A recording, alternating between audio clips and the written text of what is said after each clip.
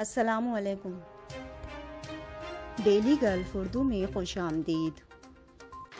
خادم حرمین شریفین شاہ سلمان بن عبدالعزیز نے بیرون ملک مقیم تارکین کو بڑی خوشخبری سناتے ہوئے ان کے اقاموں اور ویزوں میں ایک مرتبہ پھر مفت توسیع کر دی ہے۔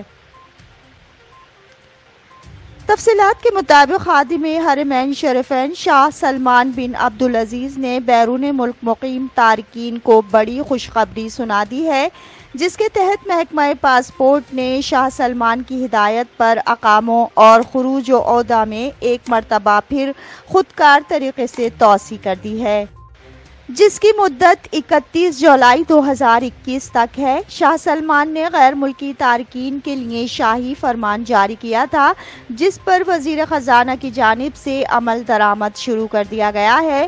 سعودی حکومت کی پالیسی کے تحت کورونا وائرس سے مؤثر طریقے سے نپٹنے کے لیے ابھی غیر ملکیوں کو مملکت میں داخل ہونے کی اجازت نہیں دی جا رہی، اس لیے حکومت اقاموں اور ویزوں میں توسیع کر رہی ہے۔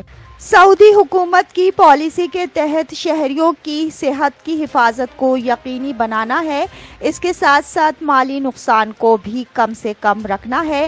محکمہ پاسپورٹ کی جانب سے ایک بیان میں واضح کیا گیا ہے کہ تمام اقاموں اور ویزوں کی توسیع خودکار نظام کے تحت کر دی جائے گی، اس کے لیے کسی بھی شخص کو دفتر آنے کی ضرورت نہیں پڑے گی۔ محکمے کی جانب سے بیان میں کہا گیا ہے کہ کورونا کی روک تھام کو یقینی بنانے کے لیے بیرون ملک مقیم شہریوں کے مملکت میں داخلے پر پابندی عائد ہے۔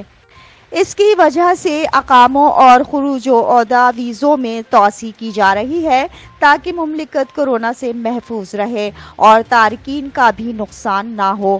بیان میں بتایا گیا ہے کہ بیرون ملک مقیم افراد کے وزٹ ویزے میں بھی 31 جولائی تک توسیع کی جا رہی ہے۔